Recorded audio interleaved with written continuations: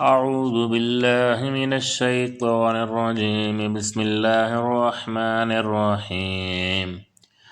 حميم. تنزيل الكتاب من الله العزيز الحكيم. ما خلقنا السماوات والأرض وما بينهما إلا بالحق وأجل مسمى والذين كفروا عما أنذروا معرضون. قل أرأيتم ما تدعون من دون الله أروني ماذا خلقوا من الأرض أم لهم شرك في السماوات ائتوني بكتاب من قبل هذا أو أثارة من علم إن كنتم صادقين. ومن أضل ممن يدعو من دون الله من لا يستجيب له إلى يوم القيامة وهم عن دعائهم غافلون. وإذا حشر الناس كانوا لهم أعداء وكانوا بعبادتهم كافرين. وإذا تتلى عليهم آياتنا بينات قال الذين كفروا للحق لما جاءهم هذا سحر مبين. أم يقولون افتراه قل إن افتريته فلا تملكون لي من الله شيئا هو أعلم بما تفيضون فيه كفى به شهيدا بيني وبينكم والله وهو الغفور الرحيم. قل ما كنت بدعا من الرسل وما أدري ما يفعل بي ولا بكم إن أتبع إلا ما يوحى إلي وما أنا إلا نذير مبين. قل أرأيتم إن كان من عند الله وكفرتم به وشهد شاهد من بني إسرائيل على مثله فآمن واستكبرتم إن الله لا يهدي القوم الظالمين. وقال الذين كفروا للذين آمنوا لو كان خيرا ما سبقونا إليه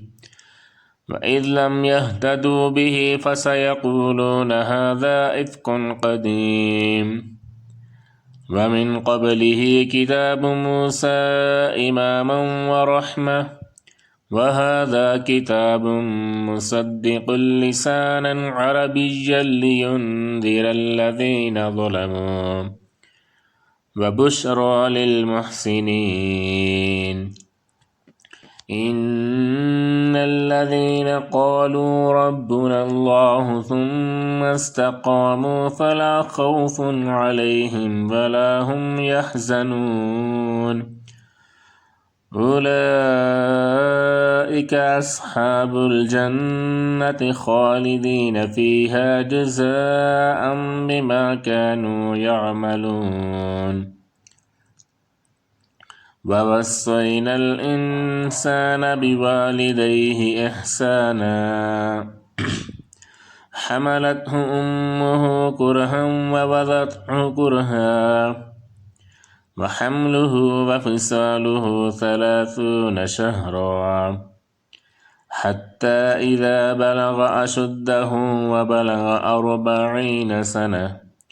قال رب أوزعني أن أشكر نعمتك التي أنعمت علي وعلى والدي وأن أعمل صالحا ترضاه وأصلح لي في الذرية إني تبت إليك وإني من المسلمين. أولئك الذين تقبل عنهم أحسن ما عملوا ونتجاوز عن سيئاتهم في أصحاب الجنة وعد الصدق الذي كانوا يوعدون والذي قال لوالديه أف لكما أتعدانني أن أخرج وقد خلت القرون من قبلي وهما يستغيثان الله ويلك آمن إن وعد الله حق فيقول ما هذا إلا أساطير الأولين أولئك الذين حق عليهم القول في قد خلت من قبلهم من الجن والإنس إنهم كانوا خاسرين ولكل درجات مما عملوا وليوفيهم أعمالهم وهم لا يظلمون ويوم يعرض الذين كفروا على النار أذهبتم طيباتكم في حياتكم الدنيا واستمتعتم بها فاليوم تجزون عذاب الهون بما كنتم تستكبرون في الأرض بغير الحق وبما كنتم تفسقون واذكر أخا عاد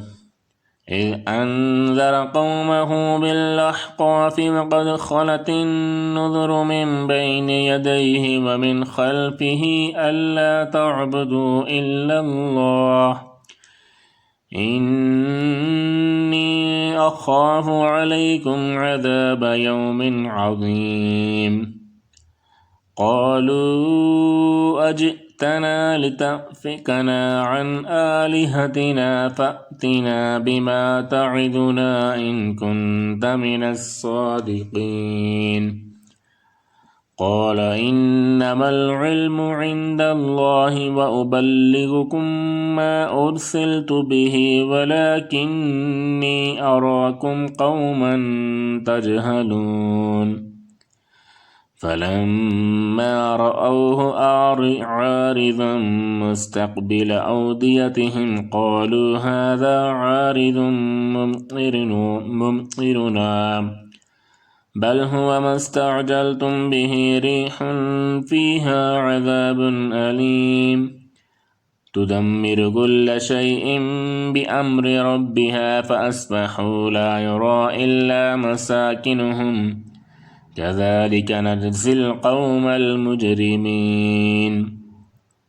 ولقد مكناهم في ماء مكناكم فيه وجعلنا لهم سمعا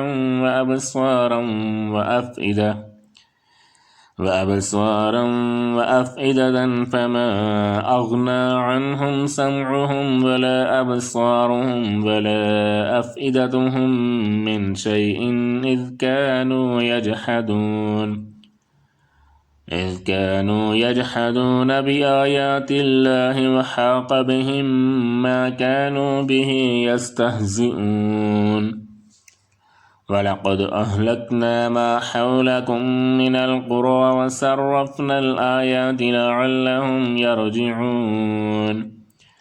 فلولا نصرهم الذين اتخذوا من دون الله قربانا آلهة بل ضلوا عنهم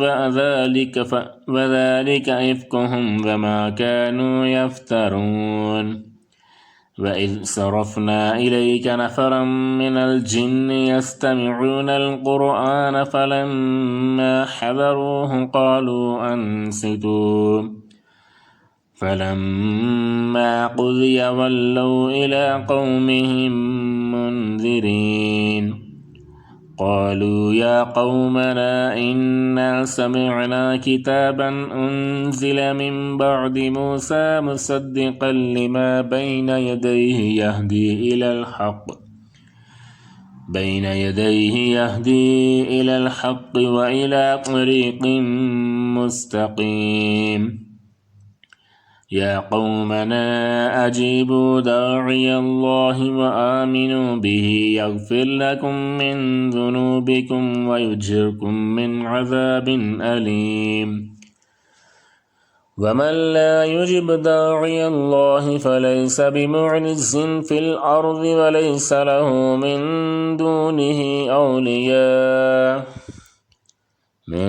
دونه أولياء أولئك في ضلال مبين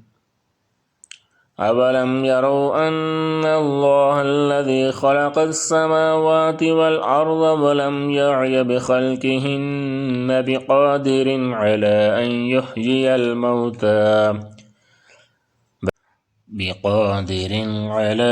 أن يحيي الموتى بلى إنه على كل شيء قدير ويوم يعرض الذين كفروا على النار أليس هذا بالحق قالوا بلى وربنا قال فذوقوا العذاب بما كنتم تكفرون فاصبر كما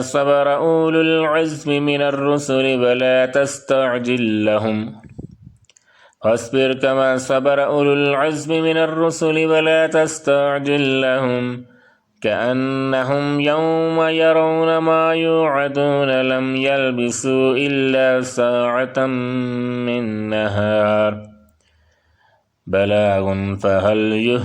فهل يهلك إلا القوم الفاسقون.